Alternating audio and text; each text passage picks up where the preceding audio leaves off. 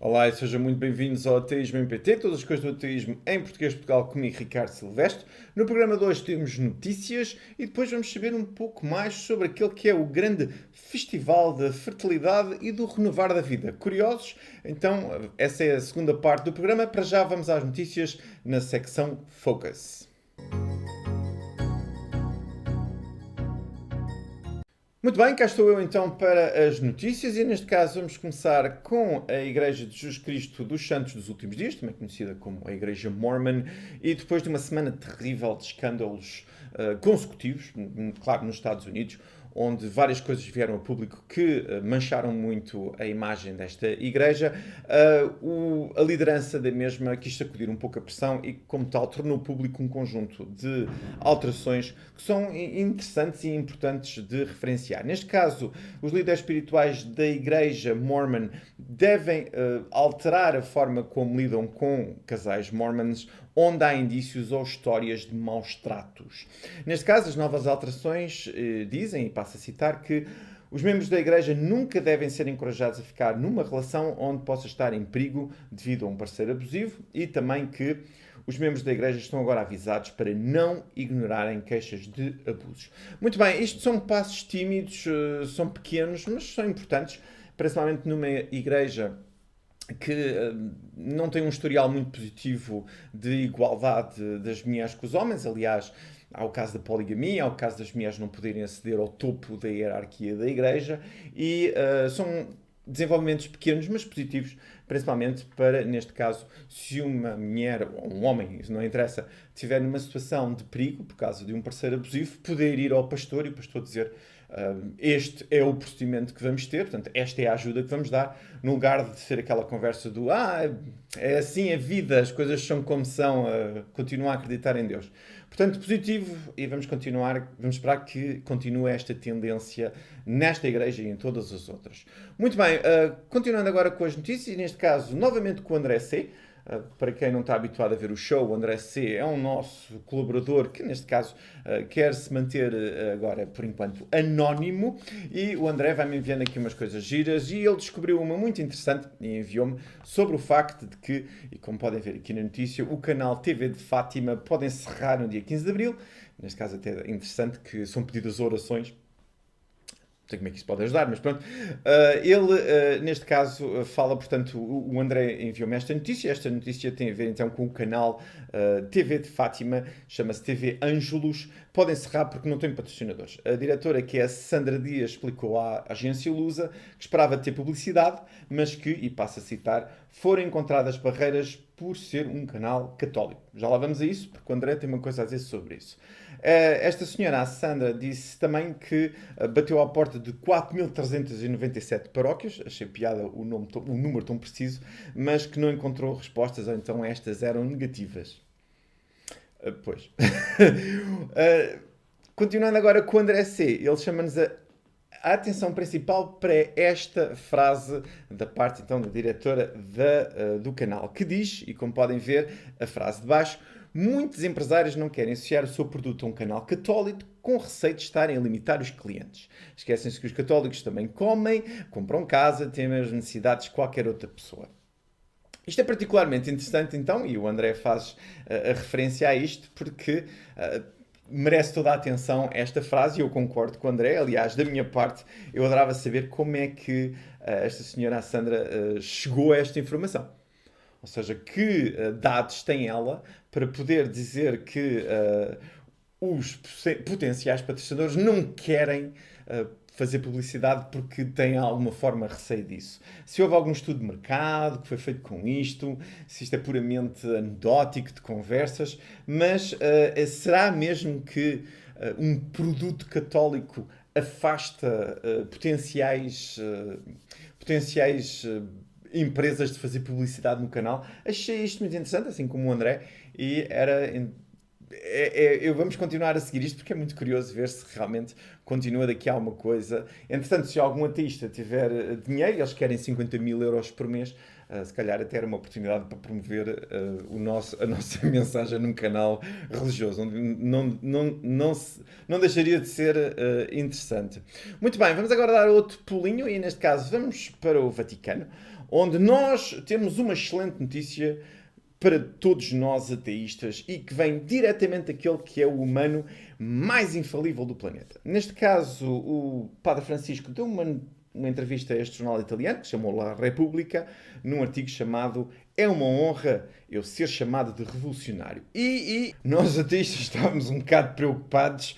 Enfim, isto de ir para o inferno não deve ser lá muito interessante, mas o Santo Padre fez saber que as almas más simplesmente desaparecem no momento da morte, mas que, como não existe inferno, não existe tal coisa como uma eternidade de sofrimento. O Padre Francisco disse também, e passo a citar, que as almas más não são punidas, aquelas que se arrependem para obter o perdão de Deus podem entrar no rol de almas que contemplam Deus, mas aqueles que não se arrependem, como tal, não são perdoados, esses simplesmente desaparecem. Isto são grandes notícias para nós, claro. Como eu estava a dizer, então, não temos que lidar com uma eternidade de sofrimento no inferno. Para mim é chato porque tenho que alterar o início do programa por causa das chamas e daquelas coisas. Afinal, só um segundo, espera aí. Estou a receber notícias de última hora. Afinal não. National Catholic Reporter diz que o jornalista do La Repubblica percebeu mal a conversa, portanto, o Santo Padre não disse nada disso e que, aliás, e passo a citar, nenhuma das declarações do Papa neste artigo podem ser consideradas como válidas. Ora, bolas. Afinal, parece que vamos ter mesmo de nos preparar então para viver uma eternidade no mar de fogo com todas as almas penadas. Como eu apresento no início, vamos ter boa companhia lá. E por falar em boa companhia, Richard Dawkins, inevitavelmente, temos de falar sobre ele porque vai colocar de graça online o seu livro The God Delusion. De dizer que o The God Delusion já vendeu mais de 3 milhões de cópias no mundo inteiro, durante uma década, mas neste caso em particular tem muita procura em países muçulmanos, portanto países eminentemente islâmicos, mas que, claro, o pessoal não pode ir à loja comprar o livro. Como tal, a ideia é que o livro se torna gratuito, de dizer que para já estima-se que houve 13 milhões de downloads do livro em arábico e, neste caso, já isso é muito importante, mas em particular, então, o livro agora vai mesmo ser tornado, portanto, vai ser mesmo disponibilizado gratuitamente e, aliás, além de arábico, vai ser também em urdu, farsi e em indonésio. Portanto, um PDF disponível, o pessoal saca e, neste caso, principalmente em países onde os ateístas estão em risco de vida, é muito mais fácil, portanto, descarregar o PDF, poder ler o The God Delusion, escondê-lo numa pasta, lê-lo no tablet, do que andar com o livro nas mãos, nas ruas de cidades onde anda a polícia dos morais para trás e para a frente, e isso pode acabar mal. Portanto, excelente desenvolvimento. Quem não leu, por favor, lê. O The God Delusion é um livro fantástico. No outro programa eu tinha aqui ao pé de mim e em arábico então deve soar ainda melhor. Muito bem, com isto agora, como eu tinha prometido, vamos falar um pouco sobre o grande Festival da Fertilidade e do reinício da vida e da natureza que acontece mais ou menos por esta altura e vocês já sabem do que é que eu estou a falar, claro. Muito bem, estou de volta nesta secção de opinião para ajudar a celebrar aquilo que é o culto de Ostra. Ostra, neste caso, a deusa anglo-saxónica da primavera, porque no final de março celebramos, como acontece todos os anos, neste caso, a fertilidade, o renovar da vida e da natureza. Mais ainda, nesta altura há ovos, e toda a gente gosta de ovos de chocolate. Os ovos, neste caso, porque também são um sinal de fertilidade, algo que é transversal a muitas culturas, desde a egípcia até à persa, até à chinesa, até à nossa ocidental. E neste caso, por exemplo, na Babilónia, existe a lenda que um grande ovo caiu do céu, no rio Eufrates, os peixes empurraram o ovo para a margem, pombas chocaram o ovo e quando o ovo abriu, apareceu, neste caso, o que para os babilónios era a rainha do paraíso. Também há coelhos, e coelhos, neste caso, não é preciso explicar muito, porque os coelhos são levados para a breca, são levados da breca para a brincadeira e gostam de andar, enfim, a fazer coisas uns com os outros. E neste caso é por causa da capacidade que os coelhos têm de se reproduzir e de fazer muito sexo muitas vezes. E neste caso, este também era um símbolo de Ostra, como viram na imagem anterior, uma vez que esta era a deusa da fertilidade. Esperem, estavam à espera que eu falasse da Páscoa. Não, não, não, não. A Páscoa é outra coisa. A Páscoa é quando os cristãos celebram a tortura e a morte de Jesus Cristo, neste caso, um judeu em Golgotha que foi pendurado numa cruz e depois enfiado numa gruta. Dizer que, neste caso, no início do cristianismo não se celebrava a Páscoa. Aliás, é muito interessante que o original em inglês Easter é muito semelhante a Ostra, exatamente, apesar de aqui para nós em Portugal vem do latim Pascha, e daí ver Páscoa.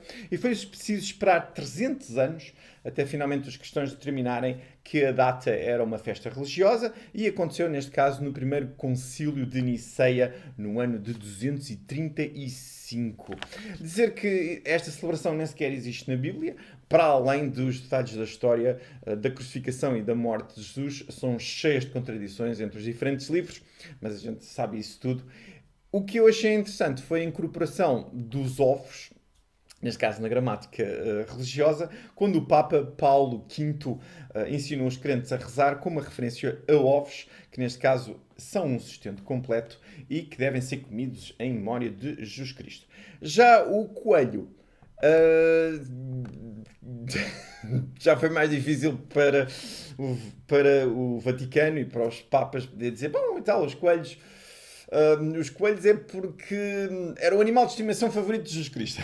Como eles não tinham maneira, os coelhos acabaram por passar um bocado desapercebidos. No entanto, há uma explicação alternativa. E há aqui uma boa sugestão e que vem, neste caso, através do genial Eddie Izzard. Vamos ver. So the pagan religion had very big festivals, remember, on Easter and Christmas. Christian religion came along, had very big festivals at Easter and Christmas. Jesus died on one and was born on the other.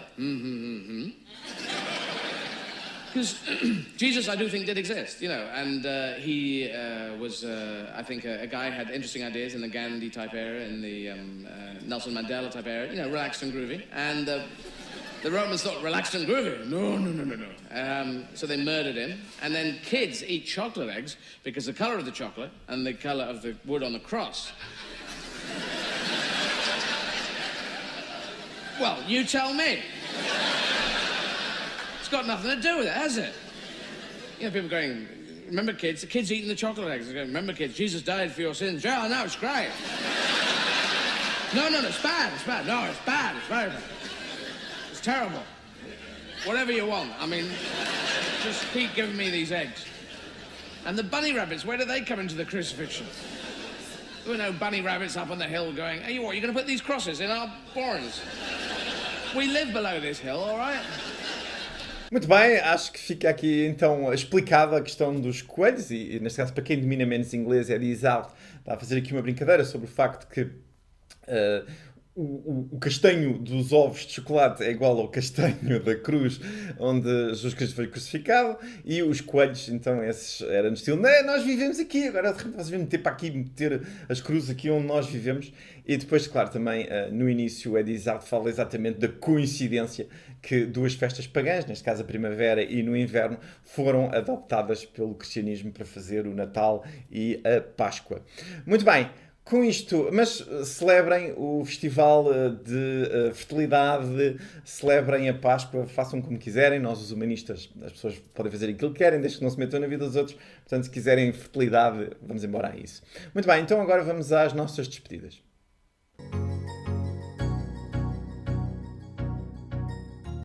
Muito bem, o nosso programa já vai longo, portanto eu vou só despedir-me com novamente o renovar a informação que vocês podem entrar em contato connosco aqui no Ateísmo em PT, seja através da nossa página no YouTube, Ateísmo em PT no YouTube, ou então na página do Facebook, onde estamos no Portal Ateu. Portanto, Portal Ateu no Facebook. Enviem os vossos comentários, as vossas sugestões, nós estamos cá mesmo para isso. Eu prometo voltar no domingo e até lá, lembrem-se, Carpe Diem, esta é a nossa vida e termina a cada minuto que passa.